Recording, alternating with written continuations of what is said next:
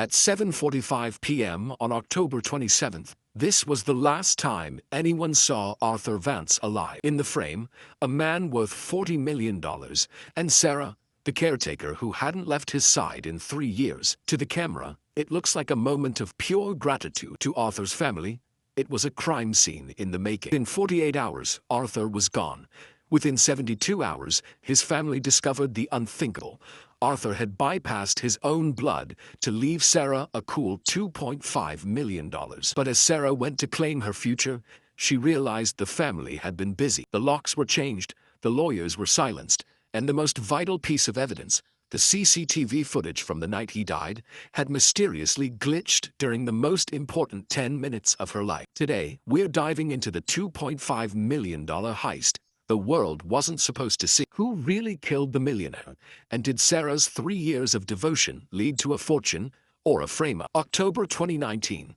Sarah Mitchell was 34 years old, recently divorced, and staring down a mountain of debt when she answered an ad for a live-in caretaker position. The job was simple on paper.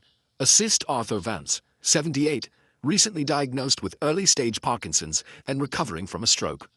12-hour shifts, room and board included. Pay was decent, not spectacular. What the job posting didn't mention was the loneliness. Arthur Vance had built his fortune in commercial real estate. $40 million, 3 children, a deceased wife, and a home that felt more like a mausoleum than a family estate. Sarah arrived on a Tuesday. She found Arthur in the library, slumped in a leather chair, staring at a photo album he couldn't quite hold steady. His hands trembled. His voice was soft, uncertain. "They told me you were coming," he said, not looking up. "I told them I didn't need help." Sarah smiled. "Then I guess we'll just have to prove them wrong." That was the beginning. The first 6 months were brutal.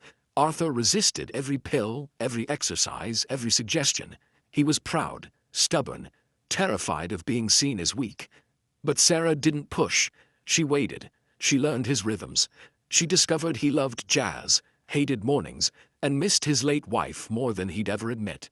Slowly, the walls came down. By month 7, Arthur was walking without assistance. By month 9, he was telling stories about building his first apartment complex with borrowed money and sheer audacity. By year 1, he'd stopped calling her the caretaker and started calling her Sarah. And somewhere in those 12 months, something shifted. Arthur's children, Marcus, Diane, and Kenneth, had their own lives. Marcus lived in Dubai, running investment portfolios. Diane was in California, managing a tech startup. Kenneth lived 20 minutes away and visited twice a year. Arthur spent Thanksgiving alone, Christmas alone, his birthday alone. Except he didn't, because Sarah was there. She wasn't supposed to be there on Christmas Eve 2020. Her shift had ended. But she saw the way Arthur stared at the tree he'd insisted she help him decorate, and she stayed. They watched It's a Wonderful Life. She made cocoa. He cried during the final scene and pretended he didn't. "You remind me of her," he said quietly. "My wife. Not in looks, in presence." Sarah didn't know what to say to that. But the real turning point came in April 2021. Arthur collapsed in the garden. A second stroke, sudden and catastrophic. Sarah found him face down in the tulips, unconscious, barely breathing. She called 911. She performed CPR. She rode with him in the ambulance, holding his hand the entire way. The doctor said if she'd been 5 minutes later, he wouldn't have made it. When Arthur woke up 3 days later, groggy and weak, the first face he saw was Sarah's. "You saved my life," he whispered. "I did my job," she replied. "No." His grip tightened on her hand. "You saved my life." His children arrived the next day. Marcus flew in from Dubai. Diane from San Francisco. Kenneth showed up last, still wearing his golf shirt. They stayed for 4 hours. They asked about the estate, the medical bills, the prognosis. They didn't ask how he was feeling. Sarah watched from the doorway. She saw the way Arthur's face fell when they left. And she saw the way he looked at her when she came back in. "Don't leave me," he said. It wasn't a request. It was a plea. "I'm not going anywhere," Sarah promised. She meant it. January 2022, Arthur called his lawyer. His name was Howard Finch, a man who'd handled the Vance family affairs for 30 years. Arthur didn't tell Sarah about the meeting. He didn't tell his children either. He simply updated his will. The changes were significant. Marcus, Diane, and Kenneth would still inherit the estate. the properties, the investments. But there was a new line item. To Sarah Mitchell, for 3 years of unwavering care and companionship, I bequeath the sum of $2.5 million. $2.5 million. For a caretaker. Arthur signed the document. Howard Finch witnessed it. It was legal, binding, and airtight, or so they thought. The summer of 2022 was the best time Sarah had ever known. Arthur was stronger, sharper. They took day trips to the coast. They went to jazz clubs. He taught her about real estate, about negotiation, about seeing the world not as it is, but as it could be. You're wasting your potential as a caretaker, he told her one evening. You should be running companies, building things. Sarah laughed. I'm happy where I am. I know, Arthur said. That's why I'm making sure you have options. She didn't understand what he meant. Not yet. September 2022. Kenneth decided to visit. He brought Diane. They said it was a family dinner. Arthur was thrilled. He asked Sarah to prepare his favorite meal. Roast chicken, garlic potatoes, apple pie. She did. She set the table. She even bought flowers. The dinner lasted 30 minutes before it turned into an interrogation. Dad, we need to talk about your finances, Kenneth began. We're concerned about your decision-making, Diane added. Given your health. Arthur's jaw tightened. My decision-making is fine. Is it? Kenneth glanced at Sarah. Because we've noticed you've become attached to your caretaker. The air in the room froze. Sarah is family, Arthur said firmly. She's an employee, Diane corrected. And we've heard rumors you're planning to give her money. Arthur stood. His hands shook, but his voice didn't. What I do with my money is none of your concern. It is when you're being manipulated. Kenneth shot back. Sarah stood too. I think I should go. No. Arthur grabbed her arm gently. You stay. They're leaving. Marcus, Diane, and Kenneth left. They didn't say goodbye. Arthur sat back down. He looked older than he had in months. I'm sorry, Sarah whispered. Don't be. Arthur's eyes were hard. They showed me exactly who they are. October 27th. The last day. Started like any other. Sarah made breakfast. Arthur took his medication. They did the crossroad together. He beat her in 3 straight games of chess. At 6 p.m., Kenneth called. He said he wanted to apologize. He asked if he could come by. Arthur hesitated. Sarah saw it in his eyes. The hope that maybe, just maybe, his son had changed. Let him come, Arthur said. Kenneth arrived at 6:47 p.m. He wasn't alone. Diane was with him. They said Marcus was on a video call, wanted to be part of the conversation. Sarah offered to give them privacy. Arthur refused. Whatever they have to say, you'll hear, he told her. The conversation started civil. Apologies were offered. Promises made. Then Kenneth upped the well. We know about the $2.5 million, he said, and we're asking you to reconsider. Arthur's face went cold. Asking or demanding? We're your children, Diane said. We deserve. You deserve nothing, Arthur interrupted. You've ignored me for years. She's been here every single day. Because you're paying her. Kenneth's voice rose. I'm paying her because she cares. Arthur stood, shaking. Which is more than I can say for you. The argument escalated. Voices overlapped. Accusations flew. And then, at 7:32 p.m., something happened. Arthur clutched his chest. His face went pale. He stumbled. Sarah lunged forward. Call 911. Kenneth froze. Diane pulled out her phone. Sarah laid Arthur on the floor. She started compressions. She tilted his head back, checked his airway. The ambulance arrived at 7:51 p.m. They loaded Arthur onto a stretcher. Sarah tried to climb in. Family only, the EMT said. Kenneth stepped forward. We'll ride with him. Sarah watched the ambulance doors close. She stood in the driveway, alone, her hands still shaking. That was the last time she saw Arthur Vance alive. Sarah drove to the hospital. She waited in the lobby for 6 hours. No one came to update her. No one acknowledged her. At 2:14 a.m., a doctor emerged. He spoke to Kenneth and Diane in hushed tones. Sarah tried to approach. Kenneth blocked her path. This is family business. I'm his caretaker. Not anymore, Diane said coldly. Your services are no longer required. Sarah's world tilted. What? We're taking over his care, explained Kenneth. Effective immediately. You can't. We can.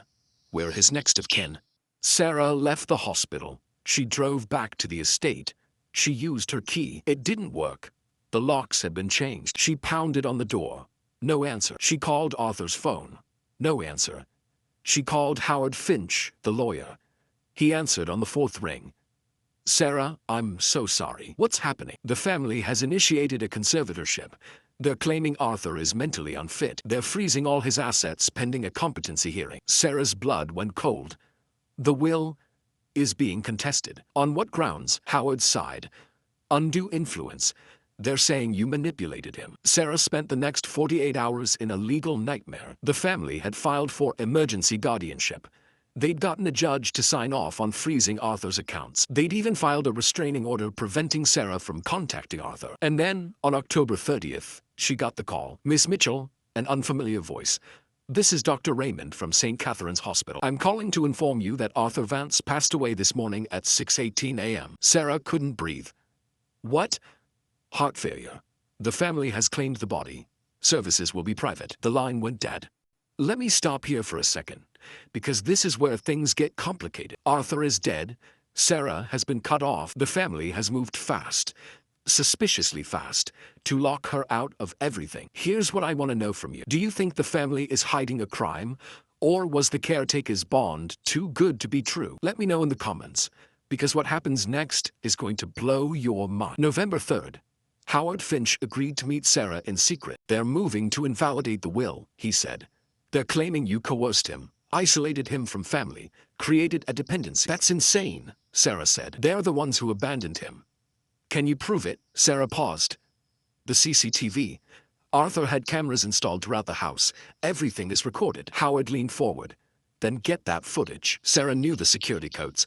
Arthur had given them to her 2 years ago. She prayed they hadn't been changed. They hadn't. She slipped into the house at 11:47 p.m. The place felt like a tomb.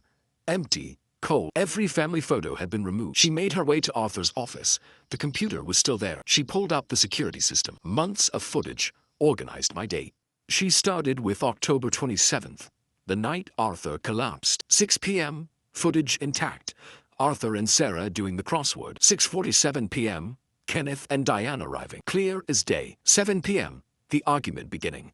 Audio distorted but visible. 7:30 p.m., Arthur standing, shouting. 7:32 p.m., Arthur clutching his chest. 7:35 p.m., Sarah performing CPR. And then, nothing. 7:35 p.m. to 7:45 p.m.